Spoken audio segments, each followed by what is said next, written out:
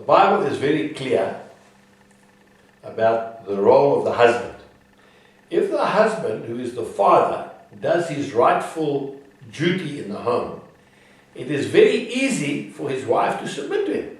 Just like you and I submit to Christ, not because we have to, but because we want to.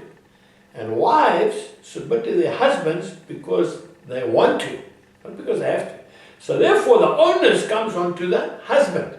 And that's why we have mighty men conferences. And that's why I speak to men, because God said that the husband has to love his wife. Okay. Now when a husband comes to Christ, normally the household comes to Christ. If the wife comes to Christ first, it can actually cause chaos in a home, because there's a conflict of interest, and then there's authority, and there's all that kind of thing. So the main reason for a wife to submit to her husband is because of the love that her husband has for her. Simple as that. And that poor lady, and I really do, Ryan, I feel sorry for her. I told that lady on the Tribune or wherever it was, I said, I feel terribly sorry for that lady, that she's lowered herself to that state to try and get some kind of recognition. Obviously she's been hurt or misrepresented or something. But the whole objective of the men, mighty men, is for the women.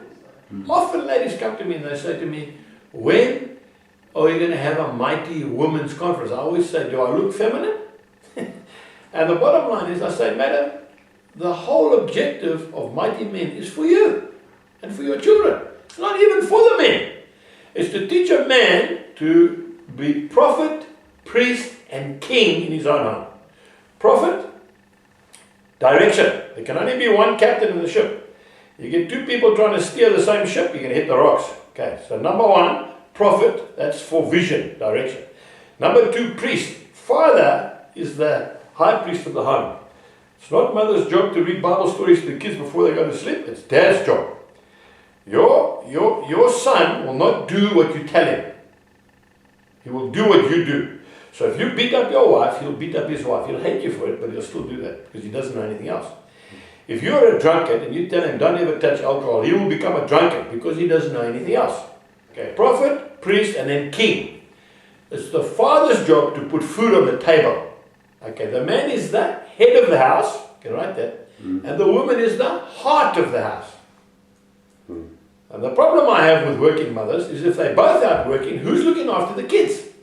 That's when you start reaping the whirlwind that we're reaping in South Africa at the moment. I have no problem with these young guys. I really mean this now, I'm going to cause trouble here, but I have no problem with these young guys who are venting, as it were, flexing their muscles. These guys are running around the ANC says wearing nappies, shouting the odds. The problem is they have no mentors. They have no role models.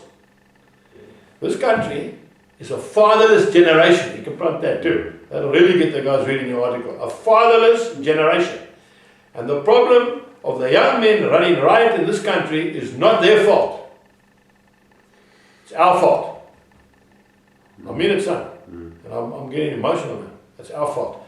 And that's what God's using us in this area. Young men are looking for mentors, man. When they see the rugby team, Springbok rugby team run in the field and they get on their knees and they pray, that's the example. When they see a guy fluking and them and womanizing and acting like a, that's the only thing they know. So we're needing role models in our nation. We're needing mentors. That is why the father needs to take his rightful place. And the mother needs to support him.